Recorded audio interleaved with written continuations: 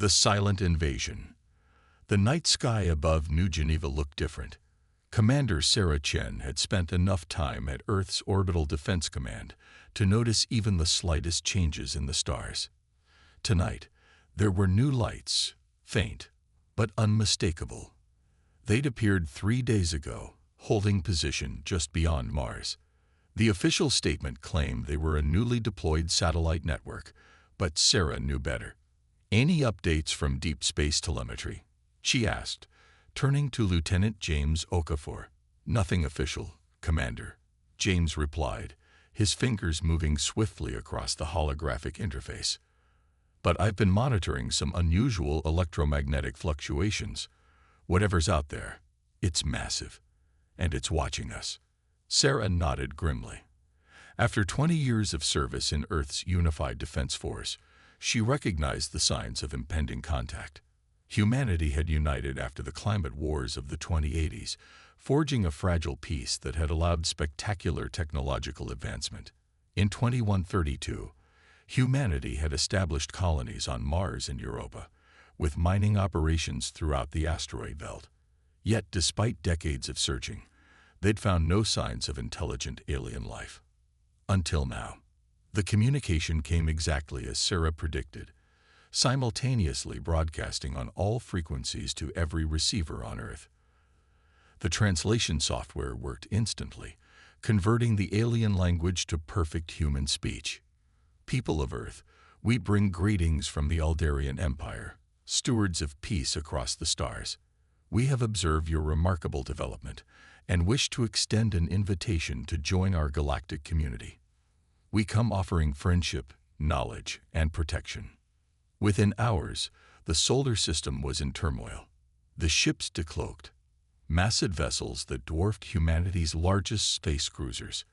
12 capital ships, each nearly 5 kilometers long, accompanied by smaller escort vessels that would still have been considered flagships in Earth's modest fleet. The United Earth Council convened an emergency session. Representatives from all nations gathered in New Geneva's Grand Assembly Hall to determine humanity's response. The debate raged for hours until consensus was reached. Earth would welcome the visitors with cautious optimism. A delegation led by Dr. Elena Matsuo, Earth's foremost diplomat and senolinguist, departed for the meeting point at Phobos Station orbiting Mars.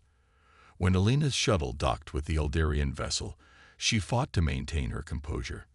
The aliens towered over her, humanoid, but with iridescent silver skin that seemed to shimmer with internal light. Their 4-fingered hands ended in delicate points, and their eyes, 3 of them, arranged in a triangle, shifted color with their emotions.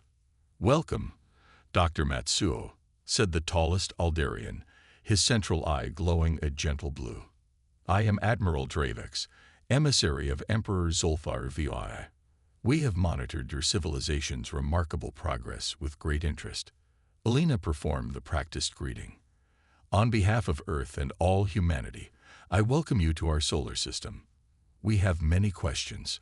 As expected from such a curious species, Dravex replied, his mouth forming what appeared to be a smile. "We have guided many civilizations through their technological adolescence. Few show the promise that humanity does." Over the following weeks, the Aldarians shared gifts with Earth: medical technology that cured diseases thought incurable, energy systems that made fossil fuels obsolete, agricultural methods that ended food insecurity. Public support for the Alien Alliance soared, reaching approval ratings of 87% globally. But Sarah Chen remained suspicious. In her quarters at Orbital Command, she studied the Aldarian ships through classified telescopes. Their weapon ports remained closed, but her analysis suggested firepower that could reduce Earth's cities to ash in minutes. "They're too generous," she told James during a secure meeting. "Nobody gives away technology this advanced without expecting something in return." "The Council believes the Aldarians genuinely want to help us," James replied. "They've offered us membership as a protected system. With their technology, we could terraform Mars in a decade instead of a century." Sarah leaned forward. "Have you noticed how they always avoid direct questions about other civilizations?" How they never allow us to communicate with these supposed other member worlds. James nodded slowly. I've been wondering about that. I need you to help me with something, Sarah said. Something unofficial. That night, they carefully disassembled one of the Aldarian medical scanners gifted to Orbital Command. Hidden deep within its quantum processor, they found something disturbing. A transmission module designed to collect and relay information far beyond medical data. The device was scanning for defense systems, mapping infrastructure, and cataloging human genetic markers. It was a revelation that changed everything. Within days, Sarah had formed a covert group of like-minded officers and scientists scattered across Earth and the colonies. They called themselves the Sentinel Initiative, dedicated to investigating the Aldarians' true intentions while publicly maintaining the appearance of cooperation. Dr. Liam Katsaros, humanity's leading expert on quantum computing, joined the resistance after discovering similar surveillance systems in the energy technology. These aren't gifts, he told the group during their first secure meeting. They're Trojan horses. The Sentinel Initiative worked methodically, establishing a hidden communication network using outdated radio technology the Aldarians considered too primitive to monitor. They discovered the aliens had established outposts at strategic locations throughout the solar system, always under the guise of scientific cooperation or infrastructure development. 6 months after first contact, the breakthrough came from an unexpected source. Maya Rodriguez, a linguist working with the Aldarian Cultural Exchange, managed to access a restricted database during a translation project aboard one of their ships. They'd done this before, Maya reported to the Sentinel Initiative, her voice trembling. I found records of 37 other civilizations they've protected. Most are now completely subjugated. Their populations serve as laborers or soldiers for the Empire. Their resources have been stripped, their cultures erased. Sarah felt cold determination replace her suspicion. We need evidence the Council can't ignore. Using the surveillance systems against their creators, the Sentinel Initiative began collecting and decrypting Aldarian communications. The picture that emerged was chilling. The Aldarians weren't ambassadors. They were conquerors.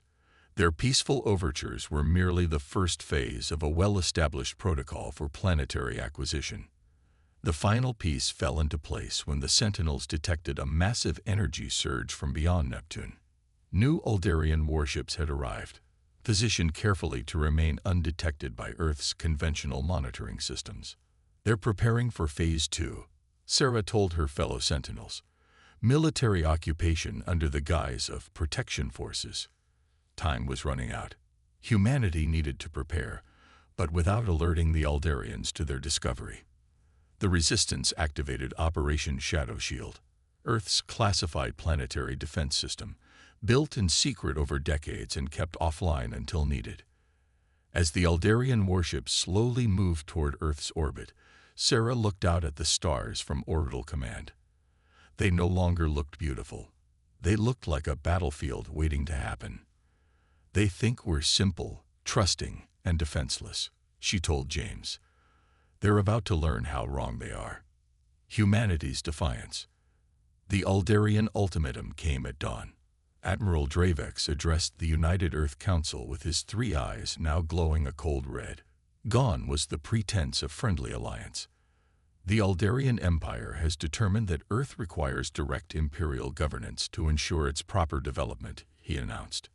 You will surrender your military assets and accept our protection forces in all major cities. Resistance is inadvisable and unnecessary. We have disabled your primitive defense systems and hold your population centers at our mercy. The council chamber erupted in outrage.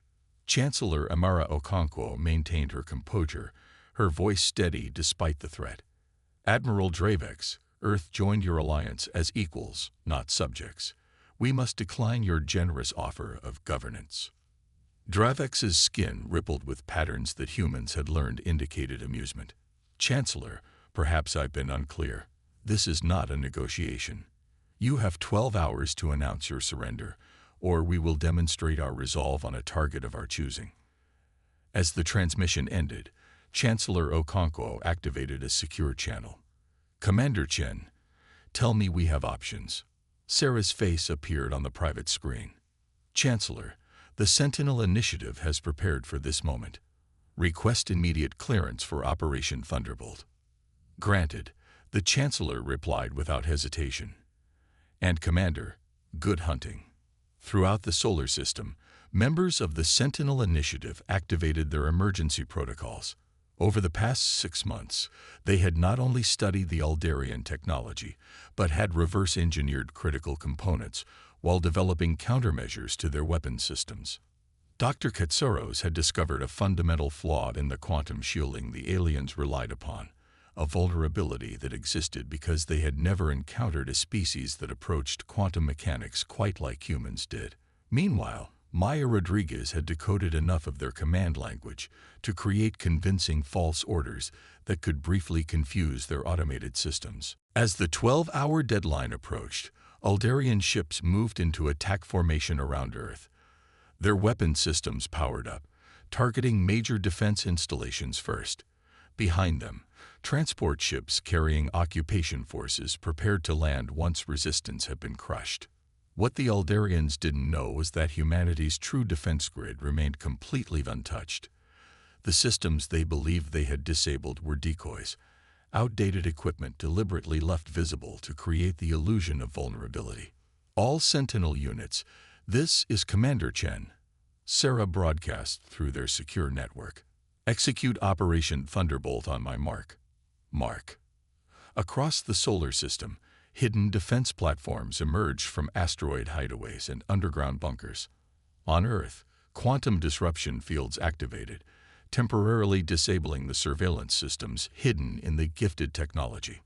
The first shots came from Europa, where a concealed human outpost fired experimental phase cannons derived from Aldarian weapons technology.